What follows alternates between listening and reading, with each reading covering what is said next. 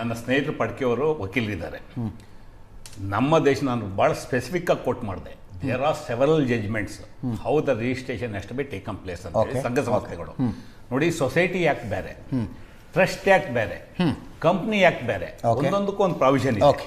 Unregistered ಸಂಘ ಸಂಸ್ಥೆಗಳಿದ್ದಾಗ register ಮಾಡದಲ್ಲೇ ಕೋರ್ಟ್ಗೆ ಹೋದಂಥ ಸಂದರ್ಭದಲ್ಲಿ ಅದು ಸಿವಿಲ್ ಡಿಸ್ಪ್ಯೂಟ್ ಇರ್ಬೋದು, ಬೇರೆ ಬೇರೆ ಡಿಸ್ಪ್ಯೂಟ್ ಇರ್ಬೋದು. There are several judgments. Okay.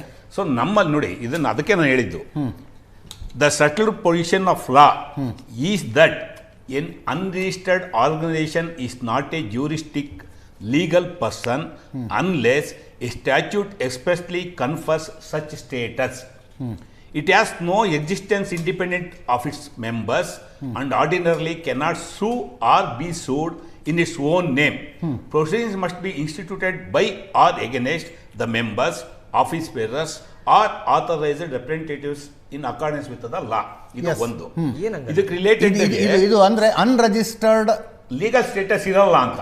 Legal status ಇದು ಮತ್ತೆ ಅದಕ್ಕೆ ಸಂಬಂಧಪಟ್ಟಂತೆ ಬೇರೆ ಬೇರೆ ಕೇಸಸ್ ಡಿಫರೆಂಟ್ ಎಲ್ಲ ಬಂದಿದೆ. ಬಾಡಿ ಆಫ್ ಇಂಡಿವಿಜುವಲ್ಸ್ ಅಂತ ಇನ್ಕಮ್ ಟ್ಯಾಕ್ಸ್ ಆಕ್ಟ್ ನಲ್ಲಿ ಇದೆ, ಇನ್ಕಾರ್ಪೊರೇಟೆಡ್ ಆರ್ ಅನ್ಇನ್ಕಾರ್ಪೊರೇಟೆಡ್ ಅಂತ ಇದೆ, ಅದನ್ನ ನೋಡಿ ಬರ್ಬೇಕು. ಅದಕ್ಕೆ ನಾನು ಹೇಳಿದೆ ಪ್ರಾಸ್ತಾವಿಕವಾಗಿ, registration, society registration act is different, trust act is different. Procedure ಹೇಳ್ತಾ ಇದ್ದಾರೆ, ಮ್ಯಾಂಡೇಟರಿ ಸರ್. ದಯಮಾಡಿ ಕೇಳಿ, ನಾನು ಅಡ್ವೊಕೇಟ್ ಇದೀನಿ, ಕೇಳಿ sir. Company act is different. Income tax ಬರುವಂತದ್ದು ನೀವು ಕಂಪ್ನಿ ಆಕ್ಟ್ ಅಥವಾ ಇಂಡಿವಿಜುವಲ್ ಆಗಿ ಬರುತ್ತೆ. ಮತ್ತೆ ಇಲ್ಲಿ ಸೊಸೈಟಿಸ್ಗೂ ಅಪ್ಲಿಕಬಲ್ ಇಲ್ಲ. ಬಾಡಿ ಆಫ್ ಇಂಡಿವಿಜುವಲ್ಸ್ ಇದೆ. ಈಗ ನೀವು ಹೇಳಿದ್ರೆ ಬಾಡಿ ಆಫ್ ಇಂಡಿವಿಜುವಲ್ಸ್ ನಾನು ಡಿಸ್ಪ್ಯೂಟ್ ಮಾಡ್ತಿಲ್ಲ, ತಾವೇ ಹೇಳಿದ್ರಿ.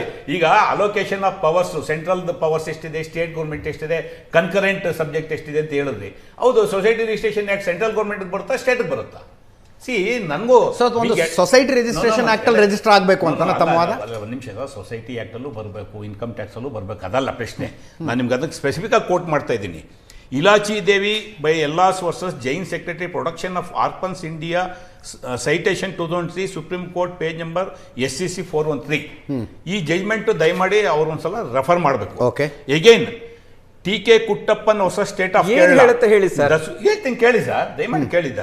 The supreme court discussed that in unincorporated association has no legal existence independent of its members unless recognized by the statute. Yes. That is what. In recognize ಆಗಿಲ್ಲ, that is what we are raising. ಆಗಿಲ್ಲ sir, ನಾವು recognise ಆಗಿದೆ ಅಂತ ಅವರೆಲ್ಲ ಹೇಳ್ತಾ ಇದ್ದಾರೆ. ಒಂದು ನಿಮಿಷ ಅಜಿತ್, ಇದಕ್ಕೆ ಒಂದು ಸಿಂಪಲ್ ಉತ್ತರ ಹೇಳ್ಬಿಡ್ತೀನಿ ಸರ್. ಲೀಗಲ್ ಕೊಡ್ತೀನಿ, ನಾನು ನಿಮ್ಗೆ ಸಮಯ ಕೊಡ್ತೀನಿ. ನೋಡಿ, ನಮ್ದೊಂದು ಲೀಗಲ್ ಎಂಟಿಟಿ ಅಂತ ಅವ್ರು ಯಾವಾಗ ಎಲ್ಲಿ ಯಾವ ಕೇಸಲ್ಲಿ ವಾದ ಮಾಡಿದ್ದಾರೆ? ಅದನ್ನು ಹೇಳ್ತೀನಿ. ಲೀಗಲ್ ಎಂಟಿಟಿ ಇಲ್ದಲೇ ಇದ್ದಾಗ ನೀವೇನು ಆಕ್ಟಿವಿಟಿ ಮಾಡ್ತಾ ಇದ್ದೀರಾ, ಯು ಆರ್ ಆನ್ಸರಬಲ್. ಅದನ್ನೇ ಈ ರಾಜ್ಯದ ಹೋಮ್ ಮಿನಿಸ್ಟ್ರಿ ಎತ್ತಿರ್ತಕ್ಕಂಥ ಪ್ರಶ್ನೆ. ಕೊಡಿ, ನೀವೇ ಹೇಳ್ತೀರಾ, ನಾವು ಲಕ್ಷಾಂತರ ಜೊತೆ ಇಂಟ್ರಾಕ್ಷನ್ ಮಾಡಿದ್ದೀವಿ, ಲಕ್ಷಾಂತರ ಜನಕ್ಕೆ ಉತ್ತರ ಕೊಟ್ಟಿದ್ದೀವಿ, ಲಕ್ಷಾಂತರ ಜೊತೆ ಅನುಮಾನಗಳನ್ನ ನಾವು ಬಗೆಹರಿಸಿದೀವಿ ಅಂತ ನೀವೇ ಡಿಕ್ಲೇರ್ ಮಾಡ್ಕೊಂಡಿದ್ದೀರಾ ನಿಮ್ಮ ರಿಪೋರ್ಟ್, ಆನ್ಯುವಲ್ ರಿಪೋರ್ಟ್ ಅಲ್ಲಿ. ಹೌದು, ನೀವು ಒಬ್ಬ ರಾಜ್ಯದ ಒಬ್ಬ ಹೋಮ್ ಮಿನಿಸ್ಟ್ರಿ ಎತ್ತಿರೋ ಪ್ರಶ್ನೆಗೆ ಉತ್ತರ ಕೊಡೋ ಶಕ್ತಿ ಇಲ್ವಾ? ನೀವು ಪಲಾಯನವಾದ ಏನಕ್ಕೆ ಮಾಡ್ತೀರಾ? ಸರ್ವಸಂಘ ಚಾಲಕ ನಮ್ಮ ಮೋಹನ್ ಭಾಗವತ್ ಅವ್ರ ಬಗ್ಗೆ ನಮಗೆ ಗೌರವ ಇದೆ. You answer. ಅವ್ರೇನು ಹೇಳ್ತಾರೆ, ನಾನು ನಿಮ್ಗೆ ಆನ್ಸರ್ ಕೊಡಬೇಕಾಗಿಲ್ಲ, ನಾನು ನಿಮ್ಗೆ ಹೇಳ್ಬೇಕಾಗಿಲ್ಲ. This is the answer given by the head of the RSS. ಒಬ್ಬ ರಾಜ್ಯದ ಒಬ್ಬ ಮುಖ್ಯಮಂತ್ರಿ ಎತ್ತಿರ್ತಕ್ಕಂಥ ಕೆಲವು ನೈತಿಕ ಪ್ರಶ್ನೆಗಳಿಗೆ, ಇನ್ಕ್ಲೂಡಿಂಗ್ ನಾನೊಬ್ಬ ಜನಸಾಮಾನ್ಯನಾಗಿ ನನಗೆ ಜನಸಾಮಾನ್ಯನಾಗಿ ನನಗೆ ತಾಳಮದ್ದಳೆ ಅಲ್ಲ ಇದು. ಇವರೊಂದೇನೋ ಹೇಳಿದ್ರು, ಓ ಇವ್ರದ್ದು ಕರೆಕ್ಟ್ ಇದೆ, ಇವ್ರು ಸಖತ್ತಾಗಿತ್ತು. ಹಂಗಾಗಬಾರ್ದು ಅದು. ಇಲ್ಲಿ ಒಬ್ಬ ಗೃಹ ಸಚಿವರು, ಸಾಂವಿಧಾನಿಕ ಹುದ್ದೆಯಲ್ಲಿರುವಂಥವರು ಪ್ರಶ್ನೆಗಳನ್ನು ಕೇಳ್ತಾ ಇದ್ದಾರೆ. ಅವರ ಕೈಯಲ್ಲಿ ಬೇರೆಯದೇ ಆದ ಅಧಿಕಾರ ಇದೆ. ನಾವು ಕೇಳ್ತಾ ಇರೋದು ಅಧಿಕಾರ ಯಾಕೆ ಚಲಾಯಿಸ್ತಾ ಇಲ್ಲ ಅಂತ. ಆ ಅಧಿಕಾರ ಯಾಕೆ ಚಲಾಯಿಸ್ತಾ ಇಲ್ಲ? ಅವರ 2 ಪುಟಗಳ ಪತ್ರ ಇದೆಯಲ್ಲ, ಪತ್ರ ಓದಿದೆ ನಾನು, ಪತ್ರ ಓದಿದ್ದೀನಿ ನಾನು. ನಿಮ್ಮ ಪೂರ್ವಕವಾಗಿ ಹೇಳ್ತೇನೆ, ಒಬ್ಬ ಮಂತ್ರಿಗೆ ಒಂದು ವೈಚಾರಿಕ ಸಂವಾದವನ್ನು ಹುಟ್ಟಾಕೋ ಹಕ್ಕಿಲ್ವಾ? ಮಂತ್ರಿ ಆದ ಮಾತ್ರಕ್ಕೆ ಪ್ರತಿಯೊಂದು ನೋಟಿಸ್ ಇಶ್ಯೂ ಮಾಡ್ಬೇಕಾ? ಅರೆ ಸರ್, ವೈಚಾರಿಕ ನೋಡಿ ಸರ್, ಸ್ತ್ರೀ ಸ್ವಾತಂತ್ರ್ಯದ ಬಗ್ಗೆ ಸಂಘದ ನಿಲುವು ಏನು? ಅದು ವೈಚಾರಿಕ ಸಂವಾದ ಅನ್ನಿಸ್ಕೊಳ್ಳುತ್ತೆ. ಸ್ತ್ರೀ ಸ್ವಾತಂತ್ರ್ಯದ ಬಗ್ಗೆ ಸಂಘದ ನಿಲುವೇನು? ಈ ದೇಶದಲ್ಲಿ ಅಸ್ಪೃಶ್ಯತೆ ಇದೆ, ಅಸ್ಪೃಶ್ಯತೆಯನ್ನು ತೊಡೆದು ಹಾಕೋದಕ್ಕೆ ಸಂಘ ಏನಾದ್ರು ಮಾಡಿಲ್ವಾ? ವೈಚಾರಿಕ ನಿಲುವಾಗುತ್ತದು. ಆ ಪ್ರಶ್ನೆಗಳನ್ನು ಕೇಳಿ. ಇಲ್ಲಿ ಆ 2 ಪುಟಗಳ ಪತ್ರದಲ್ಲಿ ಮತ್ತೆ ಕಾನೂನು ಸಂವಿಧಾನಗಳನ್ನು ಉಲ್ಲೇಖಿಸಲಾಗಿದೆ. ಮೊದಲನೇದು ನಾನು ಕಾಂಗ್ರೆಸ್ ಪಾರ್ಟಿ ಪರವಾಗಿ ನೀವು 2 ಪುಟದ ಪತ್ರ ಓದಿದ್ದೀನಿ ಅಂದದಕ್ಕೆ ನಿಮ್ಗೆ ಅಭಿನಂದನೆ ಹೇಳ್ತೀನಿ. ದಯಮಾಡಿ ಆ 2 ಪುಟದ ಪತ್ರ ಏನು ಬರೆದಿದ್ದಾರೆ ಪ್ರಿಯಾಂಕಾ ಖರ್ಗೆ ಅವರು, ವಾಟ್ ಹಿ ಹ್ಯಾಸ್ ಕೋಟೆಡ್, ಈ quoted about your annual report published by the RSS. Okay, ದಯಮಾಡಿ ಇದನ್ನ ಓದಿ. 60 ಪುಟದಲ್ಲಿ ಅವ್ರು ಏನೇನು ಬರ್ಕೊಂಡಿದ್ದಾರೆ, ಏನೇನು ಅದರಲ್ಲಿ ಅಂಶಗಳಿದಾವೆ, ದಯಮಾಡಿ ಇದನ್ನ ಓದಿ. ಇದರಲ್ಲಿ ಇರತಕ್ಕಂಥ ಅಂಶಗಳನ್ನ ಅವರ ಪತ್ರದಲ್ಲಿ ಎತ್ತಿರೋದು. ಇದು see you mere quoting of the letter of the Priyanka Kharge, you cannot expect full answer. First you read this one. 60 ಪುಟದಲ್ಲಿ ಸಂಘ ಪರಿವಾರದವರು ವಾರ್ಷಿಕ ವರದಿನಲ್ಲಿ ನೀವು ಏನೇನು ಕೋಟ್ ಮಾಡಿದ್ದೀರಾ, ನಿಮ್ಗೆ ಇರ್ತಕ್ಕಂಥ ಇದ್ದಲ್ಲಿ ಅಂಕಿಅಂಶಗಳನ್ನ ಅವ್ರು ಕೋಟ್ ಮಾಡಿ, ಪತ್ರದಲ್ಲಿ ಕೋಟ್ ಮಾಡಿರೋದೇ ಇದನ್ನು ಅವರು. ನೀವೇನು ಆನ್ಯುವಲ್ ರಿಪೋರ್ಟ್ ಕೊಟ್ಟಿದ್ದೀರಾ 25-26ರಲ್ಲಿ, ಒಂದು ವರ್ಷದಲ್ಲಿ ನೀವೇನು ಆಕ್ಟಿವಿಟೀಸ್ ಮಾಡಿದ್ದೀರಾ, ಸೊ ಯಾವ್ಯಾವ ಕಾರಣಕ್ಕೆ your answerable to the society, ಯಾವ್ಯಾವ ಕಾರಣಕ್ಕೆ ನಿಮ್ಮ ಮೇಲೆ ಜವಾಬ್ದಾರಿ ಇದೆ, ನೀವು ಇದಕ್ಕೆ ಸಂಬಂಧಪಟ್ಟಂತೆ ಉತ್ತರ ಕೊಡಿ ಅಂತ ಹೇಳಿರ್ತಕ್ಕಂಥದ್ದು ಅಬೌಟ್ ದಿಸ್ ಒನ್. ಸರಿ, ನೀವು ಇದಕ್ಕೆ ಇದರಲ್ಲಿರ್ತಕ್ಕಂಥ ಅಂಶಗಳು ಉತ್ತರ ಕೊಡಿ. ನೀವು ಅದಕ್ಕೆ ಉತ್ತರ ಕೊಡೋದಲ್ಲೇ 2 ಪುಟದ ಮಾತ್ರ ಇಟ್ಕೊಂಡು ಇಲ್ಲ ಪೊಲಿಟಿಕಲಿ ಮೋಟಿವೇಟೆಡ್ ಉತ್ತರ ಕೊಡಬೇಕಲ್ಲ ಅಂತ ಹೇಳಿ ಮೋಹನ್ ಭಾಗವತ್ ಅವ್ರು ಹೇಳಿ ಒಂದು ದಯಮಾಡಿ ಇನ್ನೊಂದು ಪ್ರಶ್ನೆ ಆಗ್ತದೆ. ನನ್ಗೆ ಆಶ್ಚರ್ಯ ಆಗೋದು ನಾವು ಹೇಳೋದಕ್ಕೆ ಕೋಟ್ ಮಾಡೋದು. ಅಫ್ಕೋರ್ಸ್ ನಾನು ಹೇಳ್ತೀನಿ, ನನ್ಗೆ ಗೊತ್ತಿದೆ RSS ಪ್ರಕಾರ ಅವರು ಪ್ರೆಸ್ ಮೀಟ್ಗೆ ಹೋಗಂಗಿಲ್ಲ ಅಥವಾ ಮಾಧ್ಯಮಗಳಲ್ಲಿ ಮಾತಾಡಂಗಿಲ್ಲ. ಅದಂತೂ ಪ್ರಾರಂಭದಲ್ಲಿ ಕೋಟ್ ಮಾಡೋದ್ರಿ. ಪ್ರಚಾರ ವಿಭಾಗ ಅಂತ ಒಂದು ಮಾಡ್ಕೊಂಡಿದ್ದಾರೆ ಅವರು. ಇವ್ರನ್ನ RSS ವಕ್ತಾರರು ನಮಗಾಗೋದಿಲ್ಲ. ದಟ್ ಇಸ್ ವಾಟ್ ನೀವು ಒಂದ್ ಕಡೆ ನಾವು RSS ಪರವಾಗಿ ನಾವು ಮಾಧ್ಯಮಕ್ಕೆ ಬರಂಗಿಲ್ಲ ಅಂತ ಹೇಳ್ಕೊಳ್ಳೋದು, ಇನ್ನೊಂದ್ ಕಡೆ ಬೇರೆ ಬೇರೆ ಹೆಸರುಗಳಲ್ಲಿ ಬಂದು ಕೂತ್ಕೊಂಡು ತಪ್ಪಿಲ್ಲ ಸರ್. ನೀವು ಹೇಳ್ಕೊಳ್ಳಿ, ನಾನು RSS ಪರವಾಗಿ ಬಂದಿದ್ದೀನಿ, ನಾನು ವೆಲ್ಕಮ್ ಮಾಡ್ತೀನಿ. I am not against that. ದಯಮಾಡಿ ನಾನು ಪ್ರಶ್ನೆ ಕೇಳ್ಕೊತಾರೆ ಸರ್, ನಾನು ಜನರಲ್ ನಾಲೆಜ್ ಹೆಚ್ಚಿಸಿಕೊಳ್ಳೋದಕ್ಕೆ ಕೇಳ್ತಾ ಇದ್ದೀನಿ. ಈಗ ಅವ್ರು ಹೋಮ್ ಮಿನಿಸ್ಟರ್ ಸ್ಥಾನದಲ್ಲಿ ಅವ್ರು ಹೋಮ್ ಮಿನಿಸ್ಟರ್ ಸ್ಥಾನದಲ್ಲಿ ಜನರಲ್ ನಾಲೆಜ್ ಎಷ್ಟದಕ್ಕೆ ನಾನು ಹೇಳ್ತಾ ಇದ್ದೀನಿ. ದಯವಿಟ್ಟು ನಾನು ಬರ್ತೀನಿ, ನನ್ಗೆ ಗೊತ್ತಿದೆ ನೋಡಿ. ಅವ್ರು ಬರ್ದಿರ್ತಕ್ಕಂಥ ಪತ್ರ 13/6/26. ಅವರು ನೇರವಾಗಿ ಮೋಹನ್ ಭಾಗವತ್ ಅವರಿಗೆ ಕೆಲವು ಪ್ರಶ್ನೆಗಳು ಎತ್ತಿ ಪತ್ರವನ್ನು ಬರೆದಿದ್ದಾರೆ. ಆ ಪತ್ರದಲ್ಲಿ ಬಹಳ ಸಾಂಕೇತಿಕ. ಇವತ್ತು ನಮ್ಮ supreme court, high court, there are several judgments. ಅವ್ರು ಏನ್ ಹೇಳ್ತಾರೆ, ಒಂದು ಅನ್ರಿಜಿಸ್ಟರ್ಡ್ ಆರ್ಗನೈಸೇಷನ್ಗೆ ಲೀಗಲ್ ಸ್ಯಾಂಕ್ಟಿಟಿ ಇರೋದಿಲ್ಲ, ಲೀಗಲ್ ಸ್ಟೇಟಸ್ ಇರೋದಿಲ್ಲ. ಅದು ಬೇರೆ. ಈಗ ಅವ್ರು ಹೇಳ್ತಾ ಇದ್ದಾರೆ ನಾವು ಇಲ್ಲ ಮುಂಚೆಯಿಂದಲೂ ಮಾಡ್ಕೊಂಡ್ ಬಂದಿದ್ವಿ ಅದು ಅಂತೇಳಿ. ಈಗ ಅವ್ರು ಎತ್ತಿರ್ತಕ್ಕಂಥ ಪ್ರಶ್ನೆ, ಈ ಕರ್ನಾಟಕದಲ್ಲಿ ಮಾರ್ಚ್ 25 ನೀವು ಮಾಡಿದಂಥ ಸಮಾವೇಶ 100 years ಕಾರ್ಯಕ್ರಮ ಏನಿದೆ, ಅಲ್ಲಿ ಅವರೇ ಘೋಷಣೆ ಮಾಡ್ಕೊಂಡಿದ್ದಾರೆ, ನಾವು ಇಷ್ಟು ಮನೆಗೆ ಭೇಟಿ ಕೊಟ್ಟಿದ್ವಿ, ಸುಮಾರು 25 ಲಕ್ಷ ಜನನ ಭೇಟಿ ಮಾಡಿದೀವಿ, ಇಷ್ಟು ಪಥಸಂಚಲನ ಮಾಡಿದೀವಿ, ಇಷ್ಟೆಲ್ಲ ಮಾಡಿ ಅಂತ ಹೇಳಿದ್ದಾರೆ. ಮತ್ತೆ ಇಂಟರಾಕ್ಷನ್ ಮಾಡಿದೀವಿ. ವಿಶೇಷವಾಗಿ ಗಮನಿಸಬೇಕಾಗಿರ್ತಕ್ಕಂಥದ್ದು, ಕರ್ನಾಟಕದಲ್ಲಿ ಇಂಟರಾಕ್ಷನ್ ಮಾಡಿದೀವಿ, ಇಂಟೆಲೆಕ್ಚುಯಲ್ ಜೊತೆ ಇಂಟರಾಕ್ಷನ್ ಮಾಡಿದೀವಿ, ಬಹಳ ಜನ ಕೇಳಿದ ಪ್ರಶ್ನೆಗೆಲ್ಲ ಉತ್ತರವನ್ನು ಕೊಟ್ಟಿದ್ದೀವಿ, ಬಹಳ ಜನದ ಅನುಮಾನಗಳಿಗೆ ನಾವು ಪರಿಹಾರವನ್ನು ಕೊಟ್ಟಿದ್ದೇವೆ. ಯಾರು ಮೋಹನ್ ಭಾಗವತ್ ಅವರು ಹೇಳಿದಂಥದ್ದು.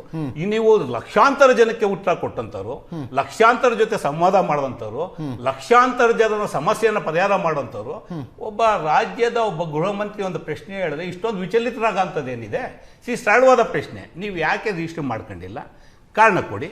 ಮತ್ತೆ ನಾಟ್ ಓನ್ಲಿ RSS, ನನಗೆ ಆಶ್ಚರ್ಯ ಆಗೋದು, ನನ್ನ ಹತ್ರ ಇಲ್ಲಿ ಪಟ್ಟಿ ಇದೆ, ಆ 35 ಸಂಘಟನೆಯಲ್ಲಿ 90% ರಿಜಿಸ್ಟ್ರಿ ಆಗಿಲ್ಲ.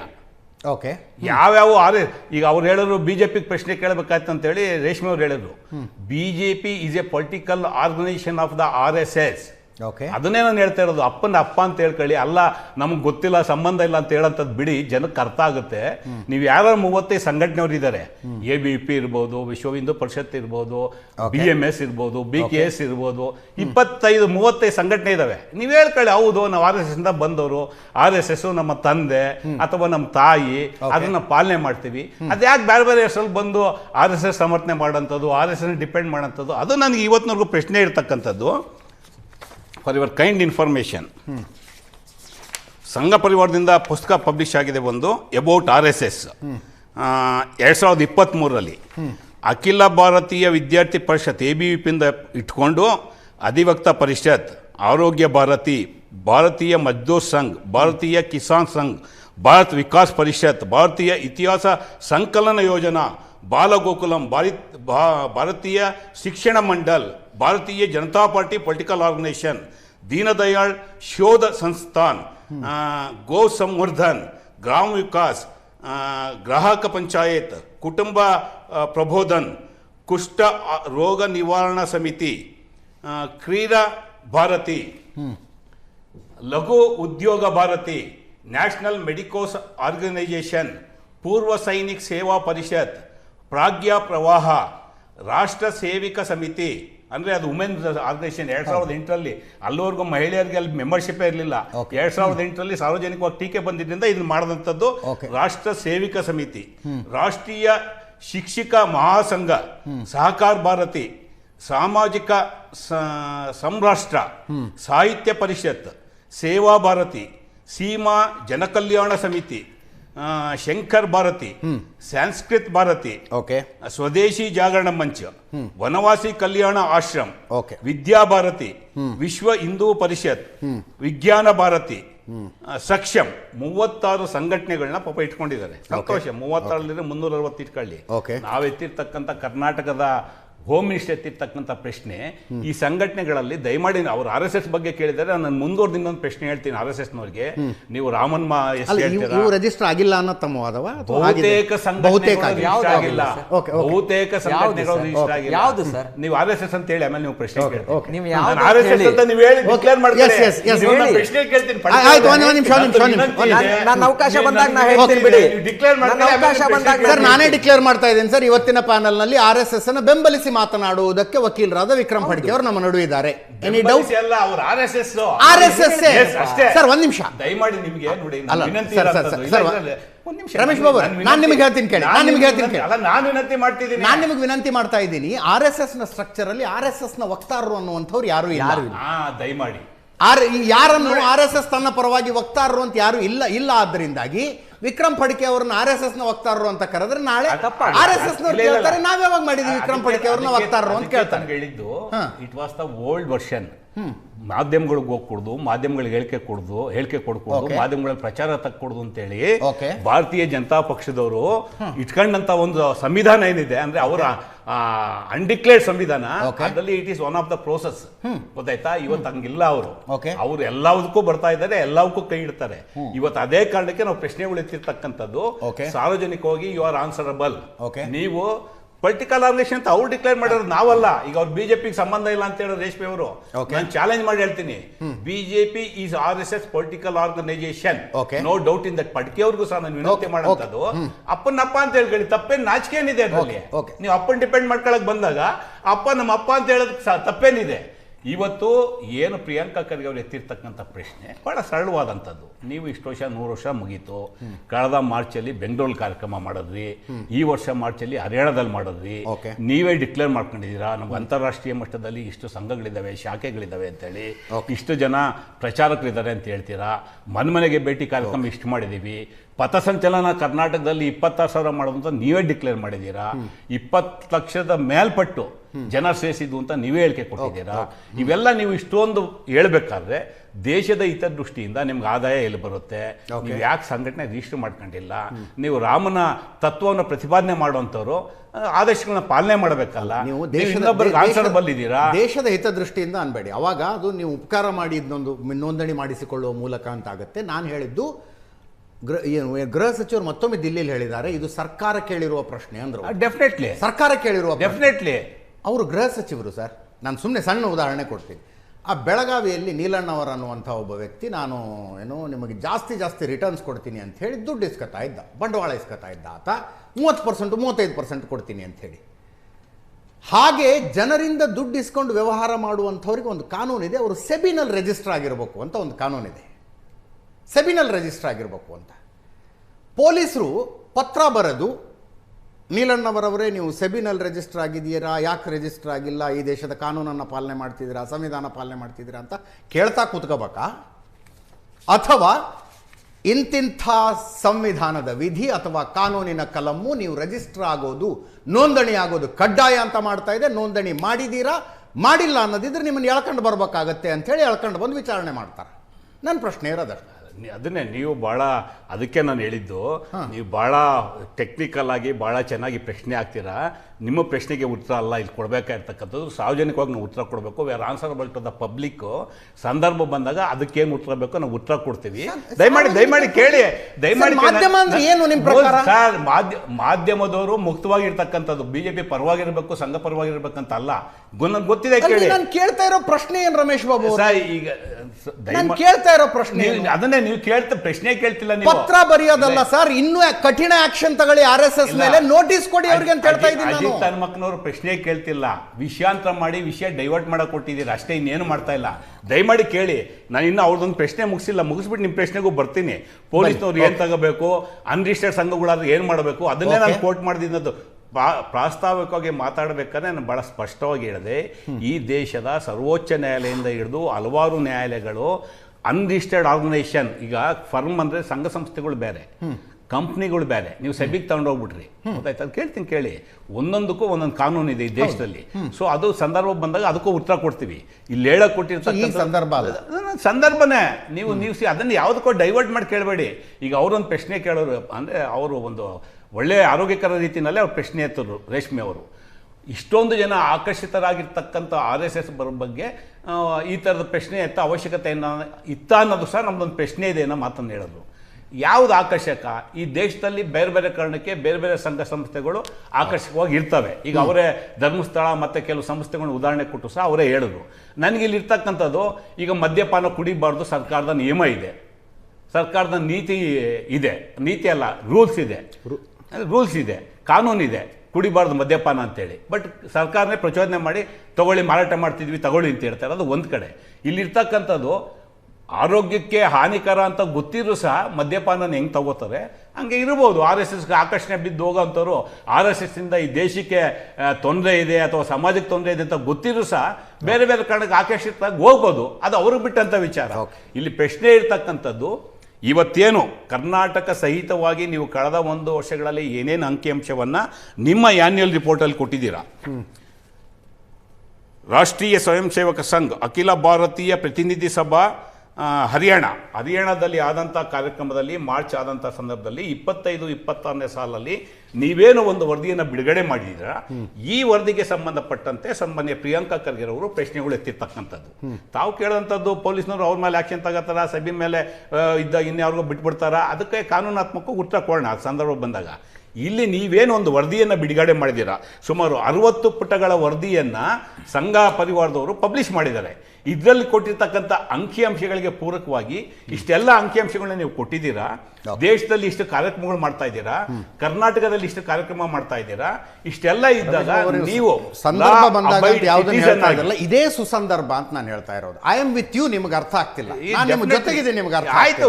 ವೆಲ್ಕಮ್ ಮಾಡ್ತೀನಿ. ನೀವು ನಮ್ಮ ಜೊತೆಲಿದ್ರೆ ಖಂಡಿತ ವೆಲ್ಕಮ್ ಮಾಡ್ತೀನಿ. ನೀವು ನನ್ನ ಜೊತೆ ಇಲ್ಲ. ಒಂದೇ ಒಂದು ನಿಮಿಷ. 2014ರ ನಂತರದ ಅಂಕಿ ಸಂಖ್ಯೆಗಳು ನಿಮಗೆ ಸಿಕ್ಕಿರ್ಲಿಕ್ಕಿಲ್ಲ.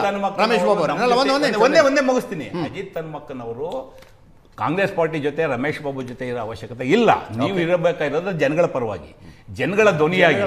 ಖಂಡಿತ ನೋಡಿ, ನೀವು ನನ್ನ ಪರ ಇರೋ ಅವಶ್ಯಕತೆ ಇಲ್ಲ. ನಾವು ಖಂಡಿತ ಸಾಹೇಬರು ಒಂದು ಮಾಹಿತಿಯನ್ನು ಕೊಟ್ಟರು, ಯಾರು ಪ್ರಶ್ನೆ ಮಾಡೋಕ್ಕಾಗಲ್ಲ, ಕೋರ್ಟ್ ರಿಜೆಕ್ಟ್ ಮಾಡಿಬಿಡುತ್ತೆ ಅಂತೇಳಿ. It is absolutely wrong. ಅವರೇ ಆಗಲೇ ಕೋರ್ಟ್ ಮಾಡ್ತಾ ಇರೋದು ಫಂಡಮೆಂಟಲ್ ರೈಟ್ ಬಗ್ಗೆ ಅವರೇ ಪ್ರಸ್ತಾಪ ಮಾಡಿದ್ರು. ಇಲ್ಲಿರ್ತಕ್ಕಂಥ ಪ್ರತಿಯೊಬ್ಬ ಸಿಟಿಸನ್ಗೆ ಯಾವುದೇ ಸಂಘ ಸಂಸ್ಥೆಗಳು ಕಾನೂನಿಂದ ಆಚೆ ಹೋದಂಥ ಸಂದರ್ಭದಲ್ಲಿ ನ್ಯಾಯಾಲಯದಲ್ಲಿ ಪ್ರಶ್ನೆ ಮಾಡೋದಕ್ಕೆ ಅವಕಾಶ ಇದೆ. ಹಾಗಾಗಿ ತಮಗೆ ತಮ್ಮಲ್ಲೂ ಬಹಳ ಸಲ ಚರ್ಚೆ ಆಗಿದೆ. ಹನುಮೇಗೌಡ ಅಂತೇಳಿ ex-RSS ವರ್ಕರ್, ಈ published A book on RSS. I think if I am correct, ಅವರು ಕೋರ್ಟಲ್ಲಿ ದಾವೆಯನ್ನು ಹೂಡಿದ್ದಾರೆ. ನನಗೆ ಮಾಹಿತಿ ಇಲ್ಲ ಅದು, ಬಟ್ ಅವ್ರು ಬಹಳ ಕಡೆ ಅವರು ಪ್ರಸ್ತಾಪ ಮಾಡಿದ್ದಾರೆ, ಬಹಳ ಕಡೆ ಪ್ರಸ್ತಾಪ ಅಲ್ಲ ಇಲ್ಲೇ. ಬಟ್ ಅವರು ನೀವು ಹೇಳಲ್ಲ ಹಾಕಕ್ಕೆ ಬರಲ್ಲ ಅಂತೇಳಿ, ದಟ್ ಈಸ್ ರಾಂಗ್. ಹಾಕಕ್ ಬರಲ್ಲ, ನಿಲ್ಲುತ್ತಾ ಇಲ್ಲ ಅಂತ ರಮೇಶ್ ಬಾಬು ಅವರ ಕೇಸ್ ನಿಲ್ಲುತ್ತೆ ನಿಮ್ಮ ಪ್ರಕಾರ? ನಿಲ್ಲದಲ್ಲ, ಹಾಕಕ್ಕೆ ಇವರು ಹಾಕಕ್ ಬರಲ್ಲ ಅಂತ ಹೇಳಿ ನಿಲ್ಲದ ಬಿಡದ. ಆಮೇಲೆ ಹಾಕಕ್ ಬರಲ್ಲ ಅನ್ಲಿಲ್ಲ ಅವರು, ಕೇಸ್ ನಿಲ್ಲದಿಲ್ಲ ಅಂತಾನು ಹೇಳಿದ್ರು. ಮುಂದಾಗೋದಕ್ಕೆ ನಾನು ಹೆಂಗ್ ಉತ್ತರ ಕೊಡ್ಲಿ ಅಂದ್ರು. ನಿಲ್ಲಲ್ಲ, ಇಲ್ಲಿ ಕೂತ್ಕೊಂಡು ನಾವು ಹೇಳಕ್ ಬರಲ್ಲ. Depend upon circumstances, depend upon grounds, petitioner ಅರ್ಜಿ ಮಾಡಿರ್ತಕ್ಕಂಥ ಅಂಶಗಳು, ಮತ್ತೆ RSS ತಪ್ಪು ಮಾಡಿದ್ರೆ ಅವರು ಪ್ರಸ್ತಾಪ ಮಾಡಿರ್ತಕ್ಕಂಥ ವಿಚಾರಗಳು, ಇವೆಲ್ಲ ಆವತ್ತಿನ ಕಾಲಕ್ಕೆ ಕೋರ್ಟ್ ಮುಂದೆ ಬಂದಾಗ court will take the decision. ಕೂತ್ಕೊಂಡು ನಾವು ಅಟ್ಲೀಸ್ಟ್ ಕೋರ್ಟ್ಗಾರು ಹೋಗ್ಲಿ ಅಂತ ಹೇಳಕ್ ಬರೋದಿಲ್ಲ. ಅಟ್ಲೀಸ್ಟ್ ಇದು ಕೋರ್ಟ್ಗಾದ್ರೂ ಹೋಗ್ಲಿ ಅಂತ ಹೇಳ್ತಾರೆ. ಥ್ಯಾಂಕ್ ಯು ಸೋ ಮಚ್ ಮೂರು ಜನರು.